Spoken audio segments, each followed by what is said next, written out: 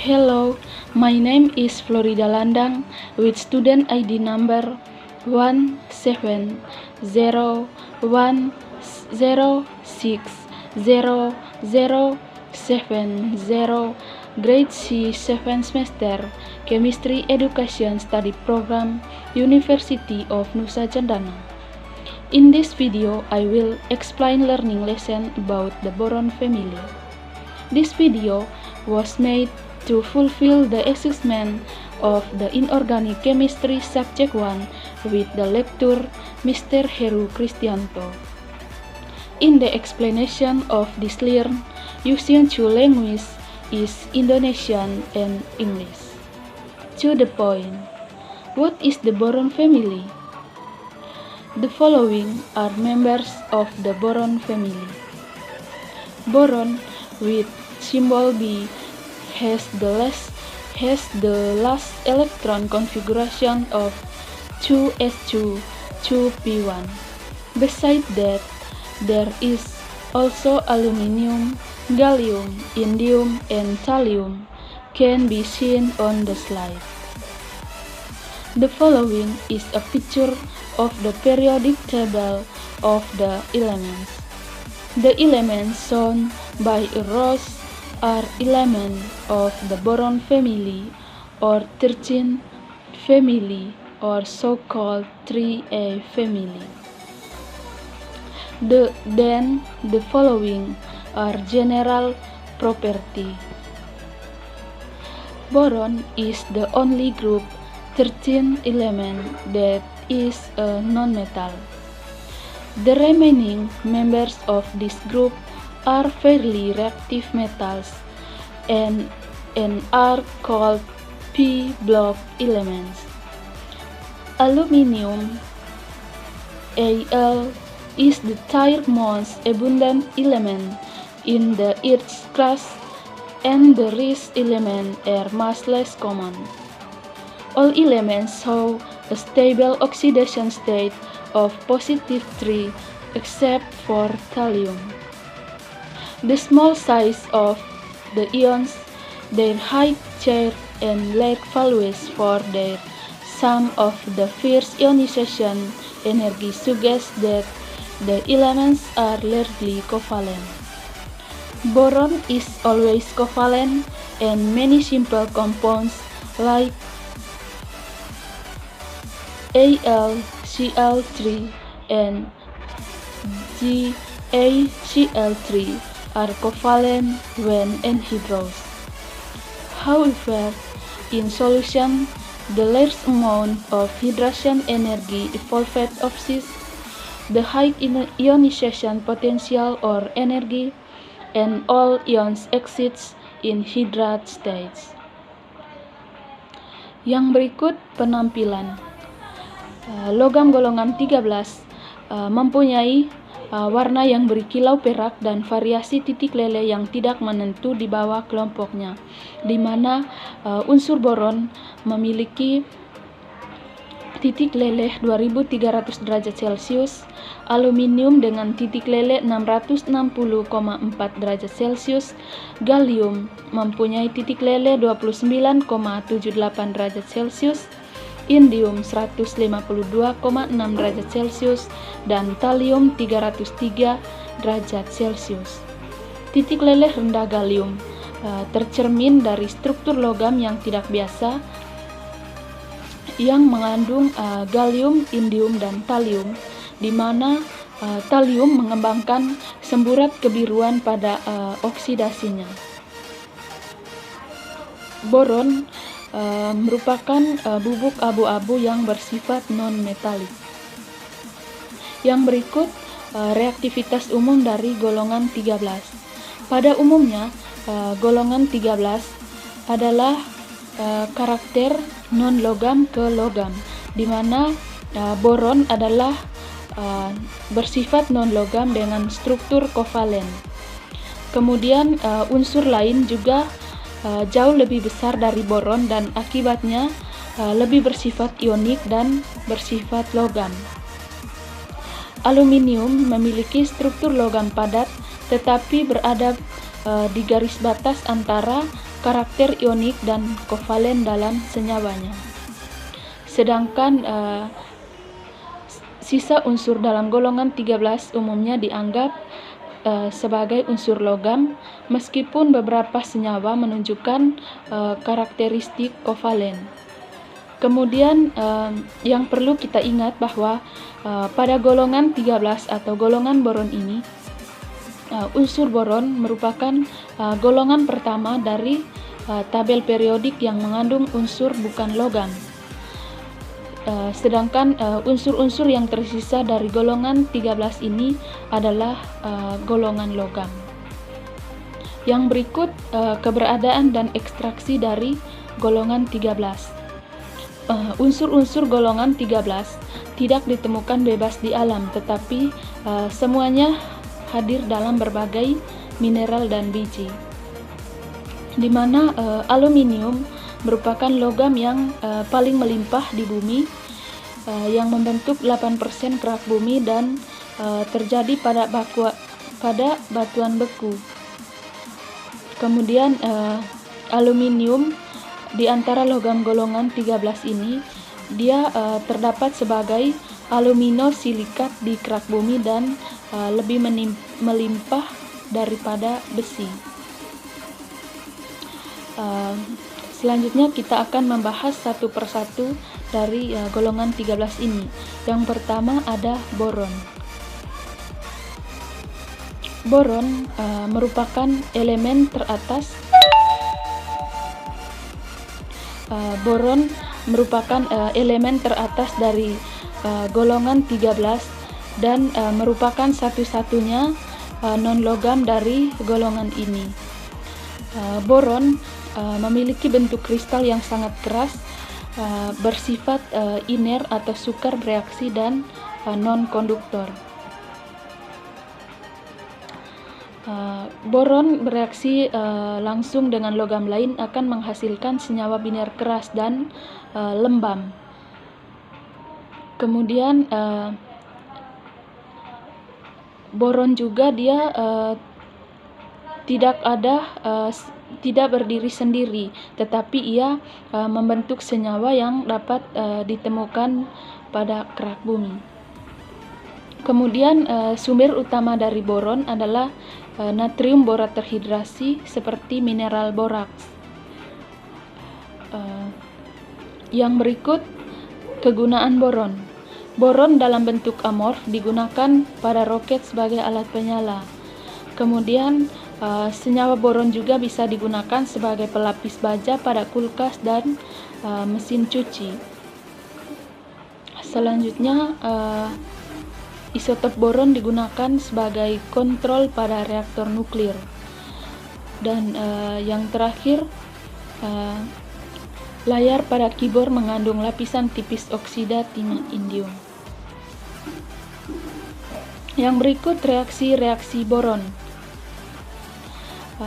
Boron dapat bereaksi dengan udara. Selain itu, boron juga bisa bereaksi dengan halogen, tetapi dia tidak bereaksi dengan air. Kemudian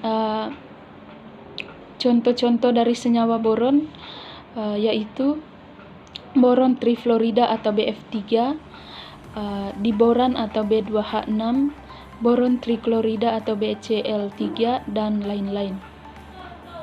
Kemudian untuk pembuatan unsur boron, silahkan perhatikan video berikut.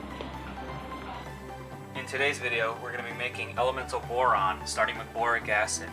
You can also start with borax if you have that instead, but that requires the additional step of adding the borax to hydrochloric acid to precipitate boric acid while leaving sodium chloride in solution. So the first thing that we're going to do is dehydrate the boric acid into boron trioxide by heating it. And as you can see, the boric acid is a really light, fluffy powder, sort of like powdered sugar consistency. So now we're just going to heat that up and try to drive off the water. I'm doing this in a ceramic, like a flower pot base, because boron trioxide supposedly very glassy, and I imagine it'll be pretty hard to get off of whatever container I'm using. So I'm just going to use something that I don't really mind destroying if I have to.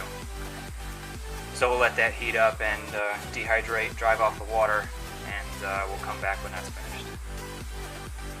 I've been heating for about 10 minutes now, and you can see the water is coming off as steam, and the boric acid is clumped up significantly as boric oxide is formed.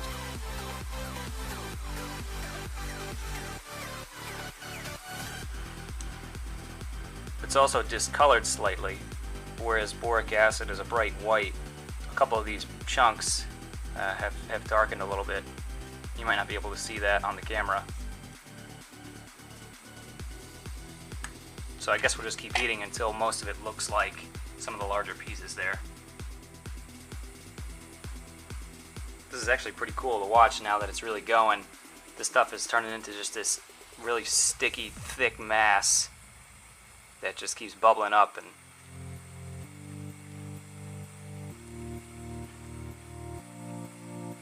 so I'm just going to keep poking at it with this just to get everything evenly heated. Try to break it up a little.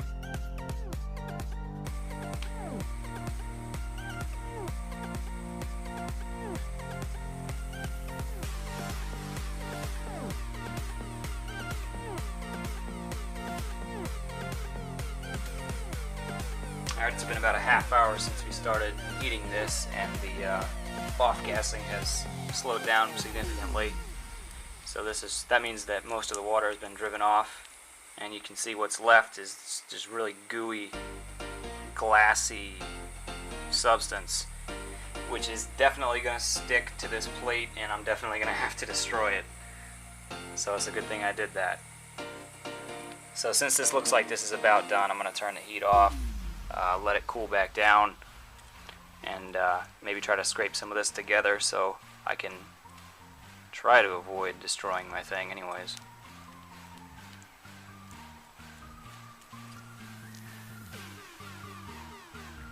Well, I managed to scrape most of it off of the plate here without breaking it, so congratulations to me. I started out with 15 grams of boric acid, and now I've ended up with 8.5 grams of boric oxide, which is hardened into this really, really tough glass, which is really difficult to break. You can see there's little bits of red in there. That's just impurities, just remnants of this thing that have scraped off and stuck to the boric oxide. I don't think that's going to be a big problem for the next step of this, but now what we want to do is grind everything down into a really fine powder, and I'm going to do that in my mortar and pestle. Alright, after a lot of work, I managed to crush the boric oxide down into a pretty fine powder. That stuff was really hard. It's very resistant to smashing, so that took quite a while. You can see that it's got sort of a red tinge to it, and again, that's from fragments of the pot that I used in the last step. So now what we're going to do is mix that with some magnesium powder that I have here, and we're going to basically turn this into a thermite. So the reaction is going to be between boric oxide and magnesium, and it's going to produce elemental boron, magnesium oxide, and a little bit of magnesium boride as a side product. So let's mix this up and see what happens. Alright, here's everything all mixed up and ready to go with my now familiar ignition method. I probably really didn't need to use the magnesium ribbon, considering the entire thing is made of magnesium, but I want to give this the best chance if possible of igniting, because I really don't want to have to go through that whole crushing process again. So let's light this sucker off. So the difference between this thermite and any other thermite is I'm going to have to cover it too, to prevent the boron from reoxidizing in the air while it's still hot. So I'm going to throw a pot over this thing when it's done.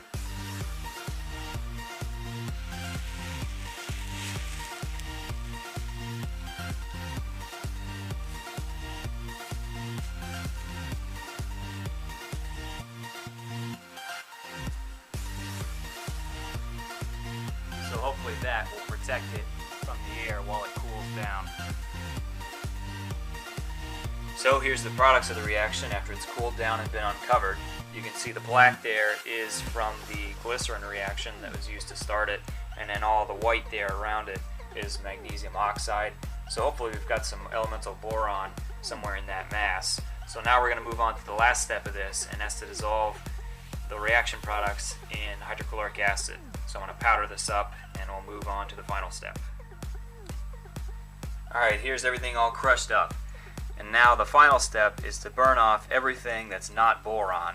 And to do that, I'm going to use hydrochloric acid.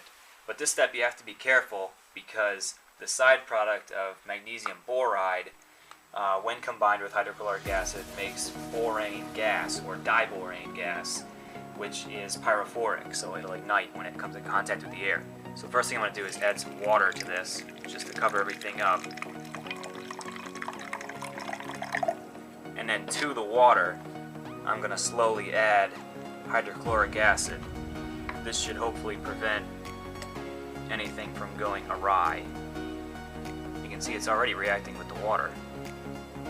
We'll add the acid dropwise, slowly. See the bubbling speeds up significantly?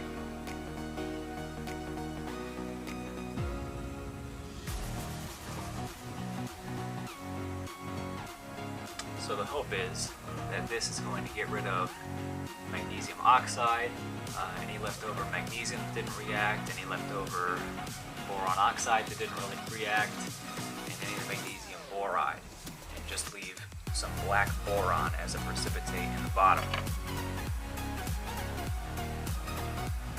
That's the reason, by the way, that I didn't use aluminum in this reaction, even though I could have.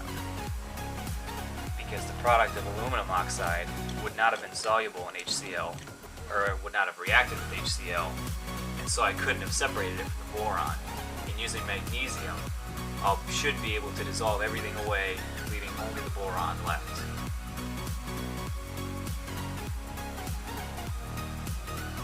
So you can see that's a pretty vigorous reaction.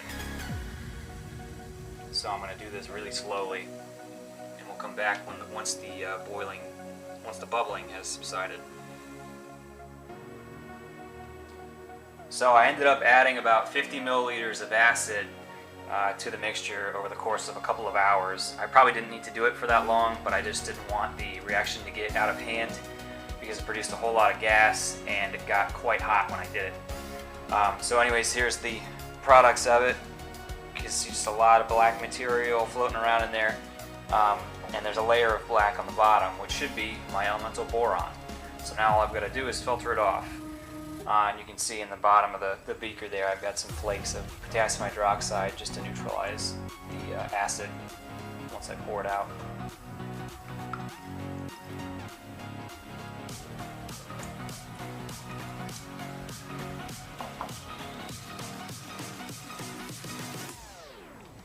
Alright, here's my finished product, all filtered and dried.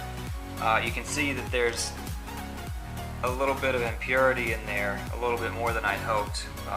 Those dots of red, like that one right there, are from the clay dish that I used, and also bits of sand survived as well because they don't dissolve in the acid either. And the sand came from when I did the thermite. I usually do that on a bed of sand. So that's a couple of things I'd like to change if I do this in the future to come out with a purer product. But the rest of this stuff, all the black, is going to be my elemental boron. Alright, so I'm going to test to make sure that this is boron. And I'm going to use an inoculating loop of nichrome wire. That's just a loop of wire. And I'm basically going to dip that into the boron and hold it into the flame of my propane torch here. And boron compounds are generally colored green, so I would imagine that if this is boron, it should burn green. And the first thing I'm going to do, by the way, to clean it off is dip it in hydrochloric acid, which I have there. So we'll get all this ready, and I'll show you what the flame looks like. Okay, I've got the wire coated in boron now. I'm going to put it in the flame. And that definitely has a green tint to it. There's a lot of yellow from sodium contamination. Even a little bit of sodium will totally discolor the flame. So even if there's only a small amount of sodium in there, that would show up pretty brightly. but there's very clearly a green tint to this flame. It may be a little hard to see on camera, but take it from me, it is indeed green, and that is boron.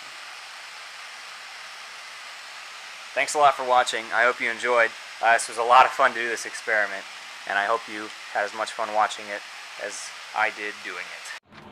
Yang berikut adalah aluminium, di mana aluminium ini merupakan salah satu logam yang paling penting dalam dalam golongan boron. Aluminium itu sendiri memiliki nomor atom 13 dan bilangan oksidasi dari aluminium itu sendiri +3. Kemudian aluminium juga dia merupakan logam yang bersifat lunak dan mudah dibentuk dengan warna yang perak atau abu-abu. Yang berikut kegunaan aluminium. Aluminium bisa digunakan dalam industri rumah tangga, yaitu untuk peralatan masak dan dapur. Kemudian dalam industri makanan, yaitu sebagai pembungkus makanan dan kaleng minuman. Kemudian sebagai bahan bangunan, misalnya untuk mebel, kemudian untuk pintu dan jendela. Yang berikut reaksi-reaksi dari aluminium. Aluminium jika bereaksi aluminium dapat bereaksi dengan air. Persamaan reaksinya dapat dilihat pada slide. Kemudian aluminium juga dapat bereaksi dengan halogen, dapat bereaksi dengan asam, dan juga dapat bereaksi dengan basa. Yang berikut senyawa-senyawa aluminium. Senyawa-senyawa aluminium ada aluminium halida, kemudian aluminium kalium sulfat, kemudian ada spinel, yaitu senyawa yang memiliki struktur Ab2X4. Yang berikut pembuatan aluminium. Untuk pembuatan aluminium bisa dilihat pada video berikut ini.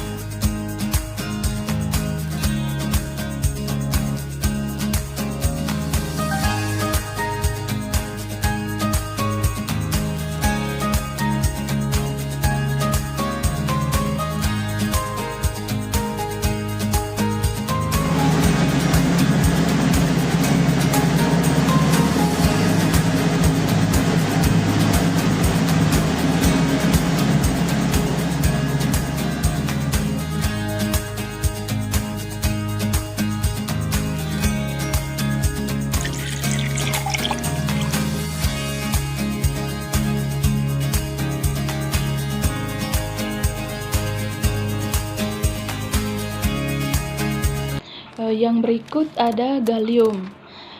Gallium memiliki lambang kimia Ga dan nomor atom 31.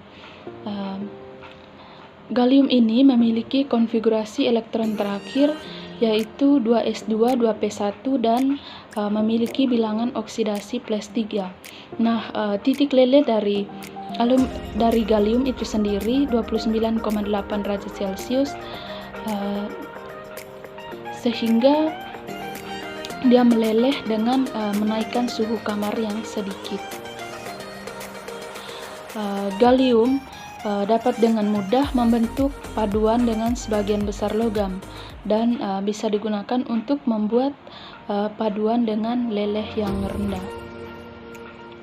Kemudian ada ekstraksi gallium atau pembuatan gallium, di mana gallium dapat dibuat dengan dua cara, yaitu yang pertama hasil dari proses pembuatan aluminium, di mana pemurnian bauksit melalui proses Bayer yang akan menghasilkan konsentrasi gallium pada larutan alkali dari sebuah aluminium.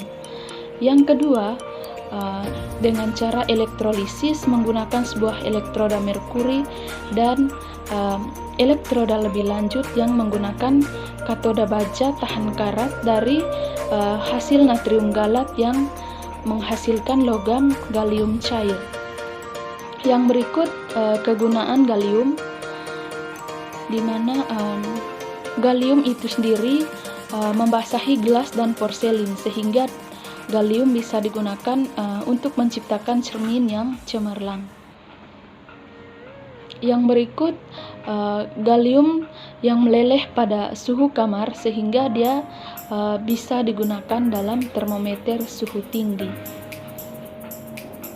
Yang berikut reaksi-reaksi dari gallium, di mana gallium bisa bereaksi dengan udara, bisa bereaksi dengan air, asam, basa maupun halogen. Untuk persamaan reaksinya bisa dilihat. Kemudian kita bisa perhatikan video berikut ini.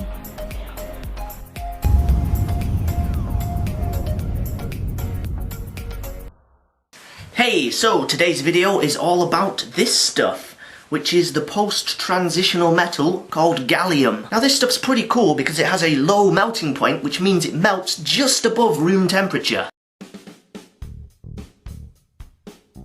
So here we have around 20 grams of solid gallium. Let's melt it down with some warm water. There it goes.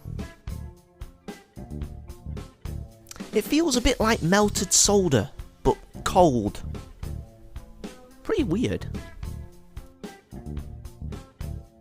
Now you can mould this into pretty much any shape, so I thought, why not? Let's make a gummy bear. It's a shame it's completely non-edible.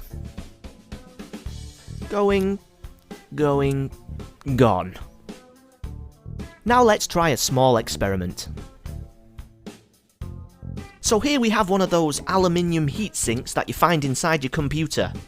Now if you have ever felt one of these, you'll know that they're pretty tough and very hard to break. First of all, I scratched an indent into the aluminium so that the gallium will access it easier. Okay, just need to melt some gallium on there. There we go. Oh, damn it. I'll just try again. Oh! Finally! Once I had the gallium on there, I left the whole thing for around 8 hours. Now let's see what the gallium has done to the heat tray. It looks a bit... whoa. It's incredibly brittle. In fact, I think I could snap it in half. The gallium is diffused with the aluminium and just totally weakened the structure. Amazing. So there we have it, gallium. Yang berikut indium, di mana indium ini memiliki lambang kimia In dan nomor atomnya 49. Kemudian konfigurasi elektron dari indium konfigurasi elektron terakhirnya, yaitu 2s2 2p1, dan indium ini memiliki bilangan oksidasi +1, bisa juga +3, tetapi bilangan oksidasi yang lebih umum itu adalah +3. Kemudian indium dia merupakan logam lunak yang mudah dibentuk dan mirip dengan gallium. Kemudian yang berikut ada kegunaan indium. Indium bisa digunakan sebagai bahan campuran logam poros, transistor, germanium, termistor, dan fotokonduktor. Kemudian indium juga dapat dilapisi pada logam dan diuapkan pada gelas untuk membentuk kaca sebagus kaca yang terbuat dari perak, tetapi tidak rentan korosi atmosfer. Yang berikut ada reaksi-reaksi dari indium. Seperti unsur-unsur sebelumnya, indium juga bisa bereaksi dengan udara, dengan air, halogen, asam maupun basa. Selanjutnya perhatikan video berikut ini. Indium is unusual because it is the softest metal that you can actually hold in your hands. Lithium is softer than indium, but because of its high activity, lithium will form caustic alkali in hands and oxidize in air. In appearance, indium is shiny and does not tarnish in air. Due to the high softness, indium can be scratched even with a fingernail. You can cut a piece of it off with a regular construction knife.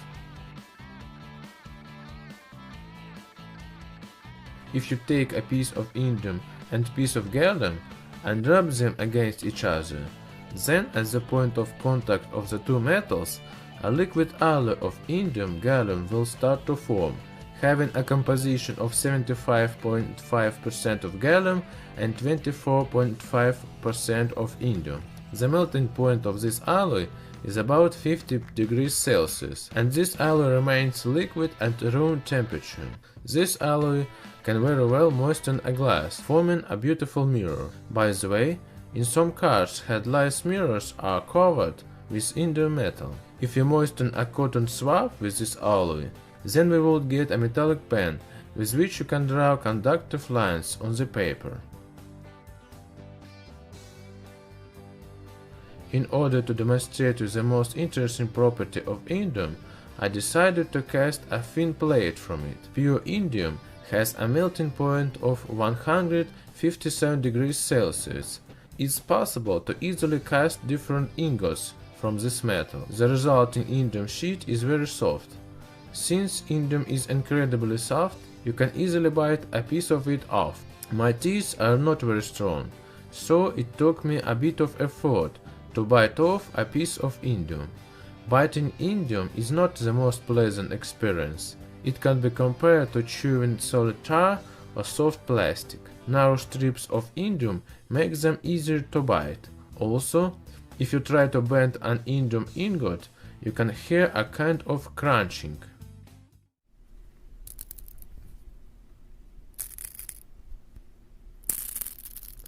This crunch is caused by deformation of crystals inside the metal. The name indium is derived from the beautiful indigo color in which it paints the burner flames during combustion in air. Pure indium is used as a component in many alloys. Yang berikut ada thallium. Thallium dia memiliki lambang kimia Tl dan nomor atom 81. Nah, thallium dia mempunyai konfigurasi elektron terakhir 6s2, 6p2, dan bilangan oksidasinya +3 maupun +1. Karena thallium lebih berat, maka thallium memiliki stabilitas yang lebih besar pada bilangan oksidasi +1. Oleh karena itu, thallium ditemukan lebih umum dalam bilangan oksidasi +1. Nah, thallium ini dia lembut dan mudah dibentuk. Tetapi thallium ini juga sangat beracun, tetapi tetap digunakan seperti untuk superkonduktor pada suhu tinggi. Kemudian talium juga dia tidak berasa dan tidak berbau, dan bersifat karsinogenik atau beracun. Kemudian ada ekstraksi talium.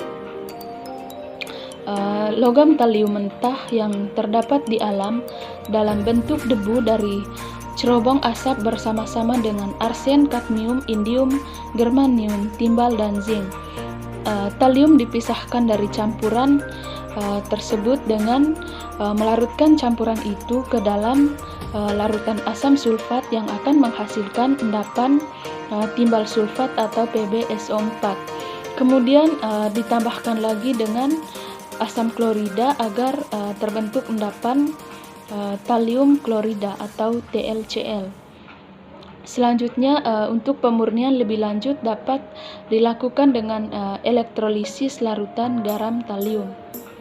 Yang berikut ada kegunaan dari talium, di mana talium ini bisa digunakan sebagai bahan semikonduktor pada selenium, dan juga talium ini telah digunakan untuk menghasilkan kaca dengan indeks bias yang tinggi, dan juga digunakan dalam pembuatan fotosel. Yang berikut ada reaksi-reaksi talium, di mana talium bisa bereaksi dengan udara, dengan air, halogen, asam maupun basa. Kemudian untuk video bisa dilihat pada video berikut ini. It was discovered thanks to the green color of flames that compounds of this metal would give. Thallium was discovered when scientists studied rocks containing lead. Nowadays it's mostly extracted from sulfuric heavy metals such as chrocosite and githyanite. In our laboratory, I got quite old pieces of thallium for my experiments that were produced back in 1970. Since then, they have been strongly oxidized and covered in a dark thallium oxide. Usually, to protect thallium from getting oxidized, it is stored in glycerol. Don't worry, we have taken all the necessary precautionary measures. Don't try this at home. To see the shiny surface of metallic thallium, I submerged my piece of thallium in concentrated nitric acid, where it slowly began to dissolve, forming nitrides of this metal. Thallium's oxides have been washed away. The metal looks shiny, with bluish shades. Without its oxides, this metal can easily be confused with tin or other safe metals. That is why thallium is quite treacherous. It can easily be melted down, because its melting point is just 304 degrees Celsius. Molten thallium oxidizes very quickly when exposed to air, covering in dark thallium oxide layer. This sets it apart from other metals belonging to group 13. For instance, chemical activity of metals starting from aluminium and finishing with indium steadily decreases. Indium doesn't even oxidize when it is exposed to air and remains shiny. Thallium, however, is more active and not only has +3 oxidation state as metals placed higher in the periodic table, but it also has +1 oxidation state, which is quite unusual. Thallium used to be considered alkali metal for some time after it was discovered. If an oxidized droplet of thallium is submerged in nitric acid, the oxide layer will immediately dissolve. After that, metal's shiny surface can be seen. Thallium hardness is similar to that of lead. It's also quite soft and can easily be twisted. We also used to have thallium nitrate we could use for a few experiments in our laboratory. By the way, thallium compounds are the most toxic among all the metals, because toxic arsenic, for instance, belongs to metalloids class. But we will speak about toxicity a bit later. Having put off all the fears and switched the fume hood to maximum suction settings, I continued running my experiment with this element. Thallium nitrate doesn't dissolve in water quite well and looks like white crystals. Thallium compounds, or for instance thallium sulfate, had been widely used in rat poison until 1972. But later on the practice was abandoned, and it became clear that thallium sulfate was toxic to people too. If you add potassium iodide to thallium nitrate solution, there will form beautiful yellow thallium iodide sediment. In spite of being toxic, this chemical has a few applications. First of all, it's used in metal halide lamps, which beautifully glow green when heated up, because of thallium ions. The second application is mixing thallium iodide with thallium bromide to make optical crystals that infrared light can perfectly pass or be refracted through. Another unusual property of thallium is that its chlorides are insoluble in water, like silver chlorides. Such thallium compounds are also used in optics and laser appliances. It's quite surprising that such a toxic metal thallium has so many applications, isn't it?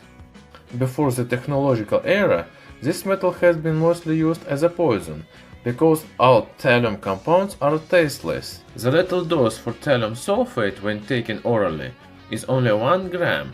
After ingestion, thallium can bind to sulfide groups of amino acids, disrupting the proteins, which can become a chain reaction leading to the death of the entire cell. Especially, nerve cells suffer from thallium poisoning. The action of the poison is disguised as a flu or bronchopneumonia, which is especially dangerous. Thallium is also used to be called poison of poisoners. And you, who are watching this video, do not abuse the knowledge you have received, okay? I'm saying that just to be on the safe side. But modern day scientists don't beat around the bush and are putting what used to be poison only to good use. For instance, not a long time ago, it was discovered that thallium, copper, calcium and barium oxides can be used to make high temperature, highly conductive ceramic, which becomes superconductive at negative 148 Celsius degrees. Nowadays, thallium is even used in medicine. Isotope thallium-201 is used in scintigraphy, that is, getting two-dimensional images of organs. To sum up, we can say that the world is changing, and what used to be used as a poison can now be used to treat disease, and also to light up the streets. Now you know a little bit more about one of the other metals. Yang berikut ada sifat fisik dari logam golongan 13 atau golongan boron. Untuk sifat fisiknya dapat dilihat pada slide berikut ini. Yang berikut ada senyawa kelompok golongan 13 atau golongan boron. Karena sifat yang kekurangan elektron, senyawa golongan boron yang mengandung unsur dalam bilangan oksidasi plus 3 itu memiliki orbital NPZ yang secara formal kosong dan biasanya bertindak sebagai asam Lewis yang mana merupakan akseptor elektron atau penerima. Yang berikut halida, senyawa halida dari golongan 13 ini sendiri. Semua elemen dari golongan 13 akan membentuk trihalida, di mana mereka merupakan molekul planar trigonal nonpolar, di mana atom boron dihibridisasi sp2. Adapun senyawa yang membentuk halida yaitu halida boron, di mana mudah menguap, sangat reaktif, kemudian senyawa molekul berikatan kovalen dan merupakan gas. Kemudian boron halida dihidrolisis oleh air. Kemudian ada boron fluorida yang akan membentuk fluoroborat dan halida lainnya yang menghasilkan asam borat. Baik, sekian penjelasan dari saya mengenai golongan boron atau golongan 13. Sekian dan terima kasih.